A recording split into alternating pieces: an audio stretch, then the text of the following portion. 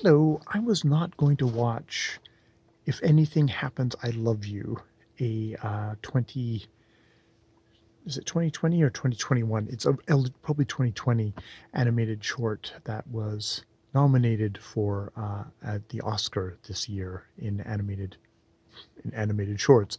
I wasn't going to watch it because I'd heard such bad things about it, but it won. And well, I'd heard bad things about it from Bibbs and Whitney at critically acclaimed podcast, basically saying that it was their least favorite short. And of course, it's on Netflix because all the crappy stuff that people don't like is on Netflix. And then it's like, oh fuck. So that's the service I have. But I wasn't going to watch it because it didn't sound like it was worth even my 12 minutes of time. But it won the Oscar. So I went, oh, well, I'm going to watch it because they really hated it, but it won the Oscar. So let's see what the thing was about. And okay, complete spoilers because actually it's interesting. They went into it completely blind. So when it gets to what could considered the twist, I knew what was going to be because they do the descriptor of like, oh, what won, the short descriptor basically spoils this if it spoils it.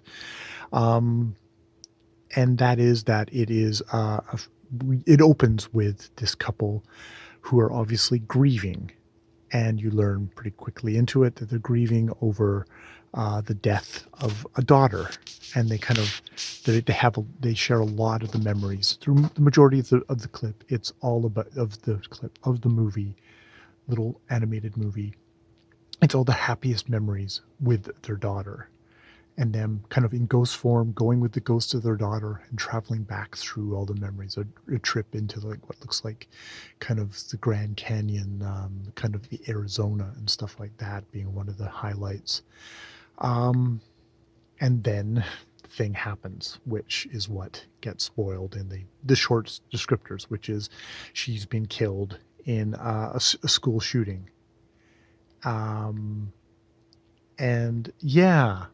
it's not that actually what I was like, oh, fuck you about it, which is what I think Bibb said about it when they got to it. It's that after that point, they're basically in their grieving, they're getting further and further and further apart. And what it shows is the ghost of the daughter taking these two people and pushing them back together again so that they heal. Which is, I guess, kind of is sweet on a kind of a level of, oh, look, the ghost of their daughter healed their relationship at the end. I mean, ghost or the memory of those happy things, that was strong enough to heal them. But then I thought, it's like, well, you know what actually happens to a lot of couples when there's a death of a child for whatever reason? It's like they look at each other and all they can remember is the death of their child, and those relationships break up. Whether it's they grieve differently or if it's too painful to be in the same house with that person and they need to put it behind them to survive, they don't heal.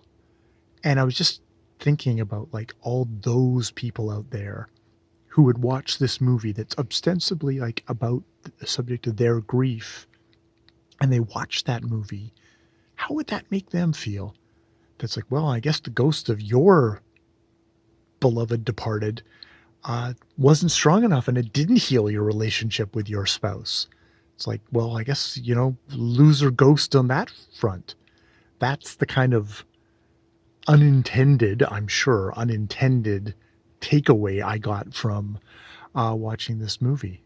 So yeah, I mean, it's it's good to know. It's like it was 12 minutes long, so it was like it didn't waste my time. It's kind of like, I had a strong reaction there. And I guess there's a sentimentalism there that was appealing to Oscar voters, or the timely of the thing. I can't say, but I just have to say on my own thing of my own reading of it, I found it kind of a big fuck you to the people that it was ostensibly going to be talking to. I mean, that should be the first people that you're talking to. And then the wider group of society saying like, well, you know, school shootings, aren't they a fucking horrible thing? Yeah, they are. They are. And this movie isn't particularly, doesn't have particularly anything to say about exactly how you would, you know, are guns bad, or is there something that should be done about that? And it's like, no, it's just about the grief of this family and how they have an awesome ghost that brings them back together again, but that maybe a lot of other families don't have that awesome ghost and they split apart.